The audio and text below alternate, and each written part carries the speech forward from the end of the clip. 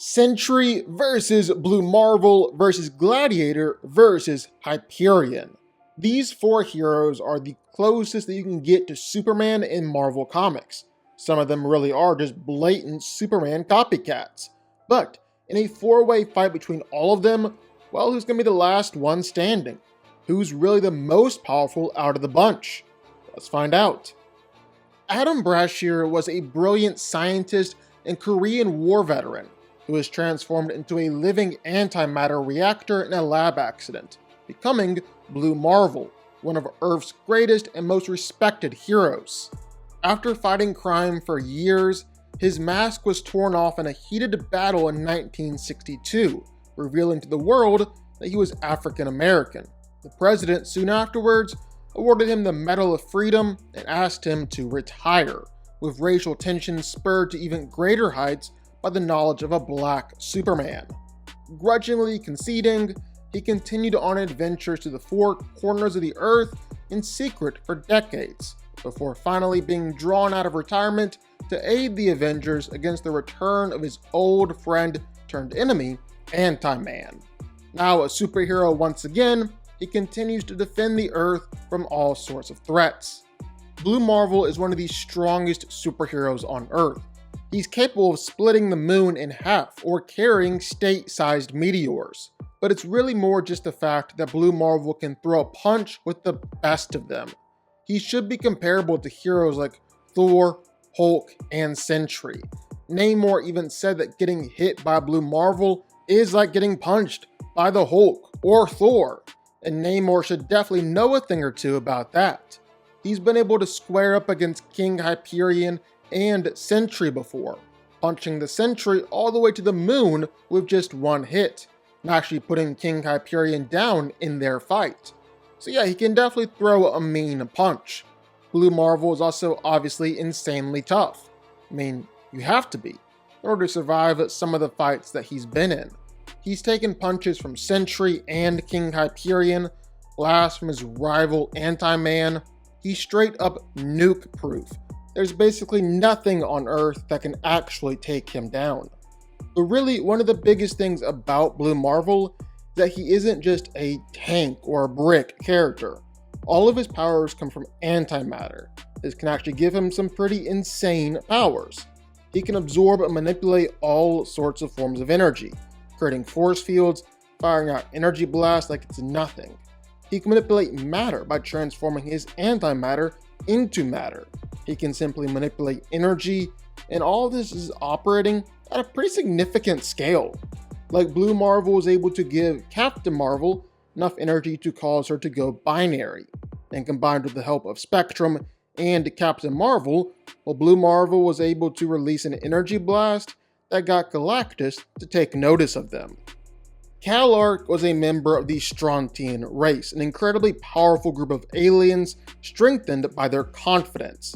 Centuries ago, Kal-Ark was selected to be subjugated to the Gladiator process, a method by which a Strontian's natural psionic abilities would be enhanced beyond their limits, forging them into a perfect fighting machine.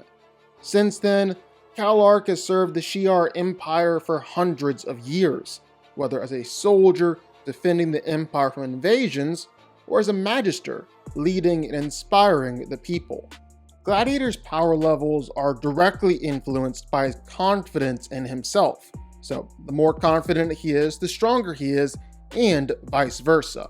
But by and large, Gladiator is easily one of the strongest and most powerful heroes in the Marvel Universe.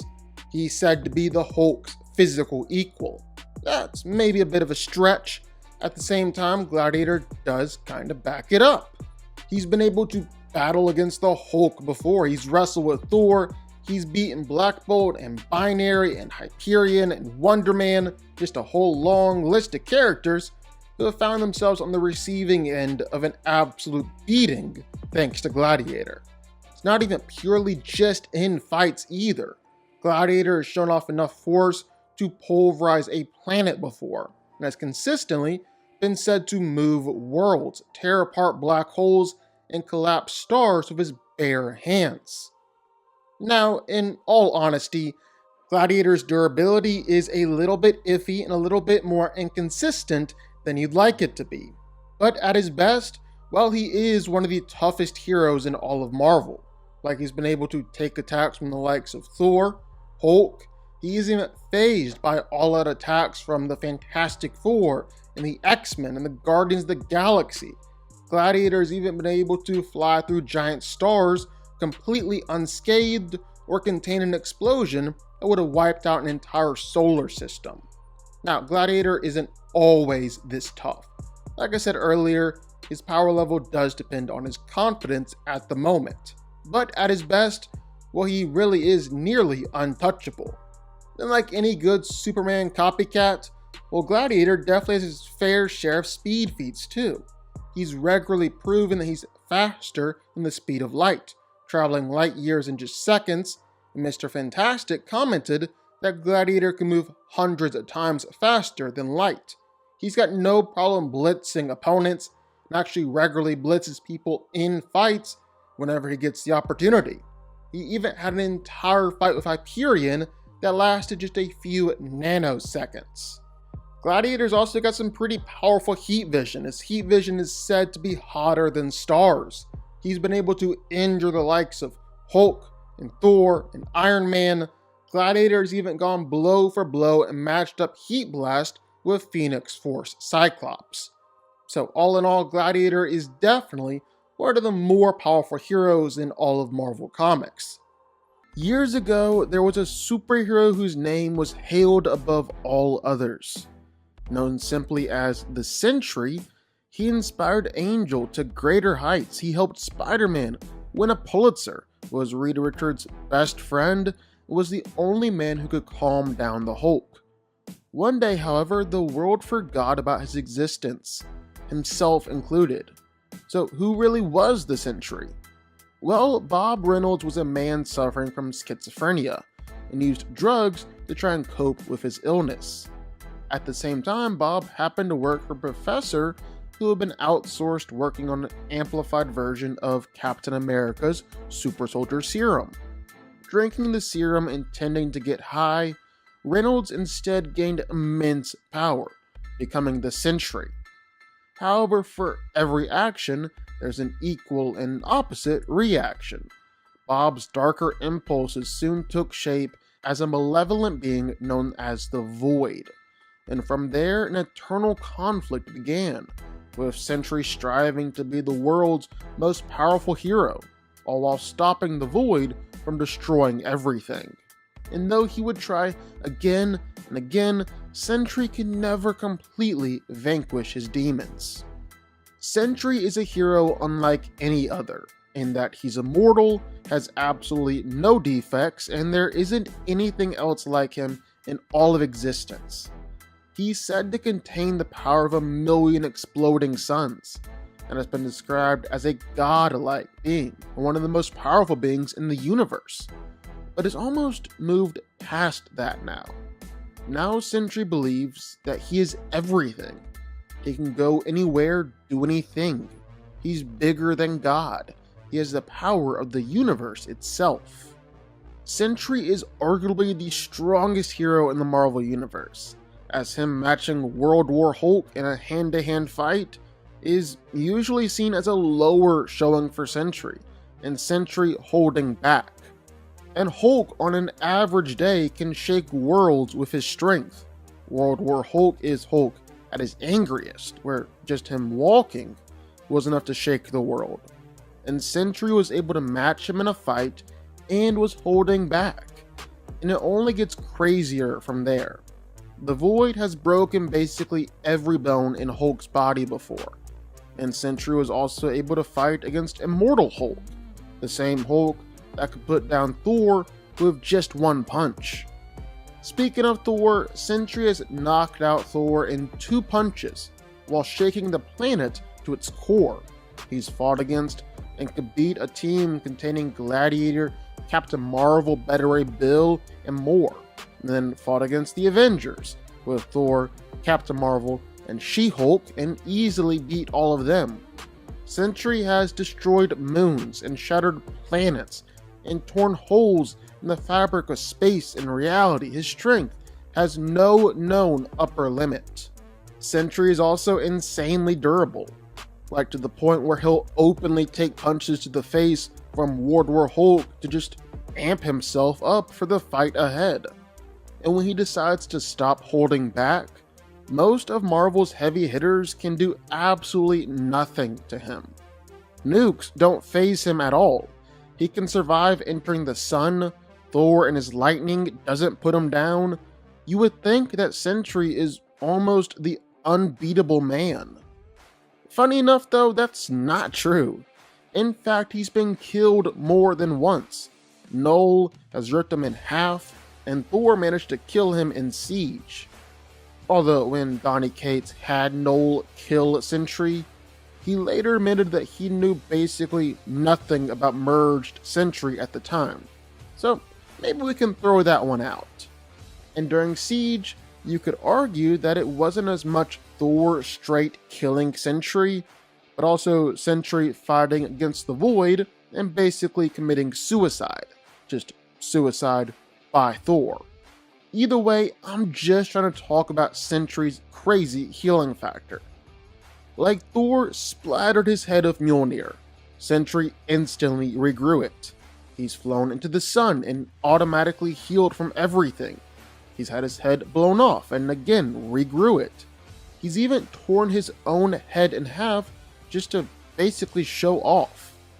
Even when Sentry did die at the end of Siege, he didn't actually die for good. His body rebuilt itself atom by atom and he came back to life. But what's even more impressive is that Sentry isn't just able to heal from physical wounds, but almost metaphorical ones as well.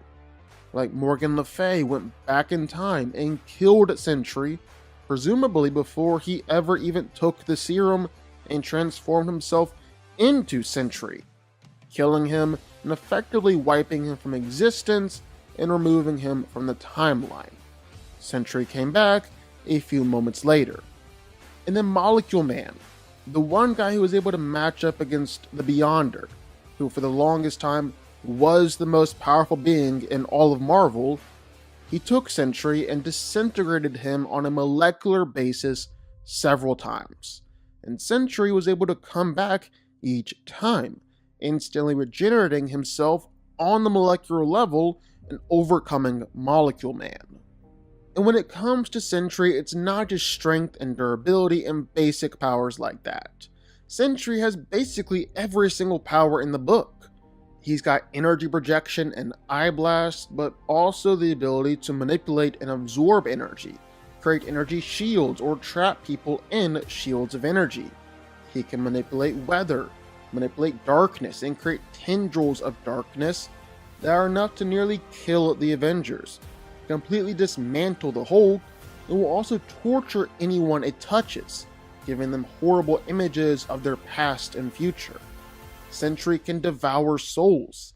He's actually one of the world's most powerful telepaths. And one of the biggest things that Sentry has going for him is his matter and molecular manipulation. Sentry actually believes that is one of the bases for all of his powers. And once Sentry learned that he had this power, he instantly defeated Molecule Man.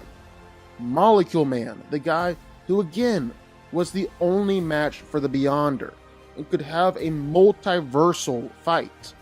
The guy who could destroy the universe and was the source of all of God Emperor Doom's powers.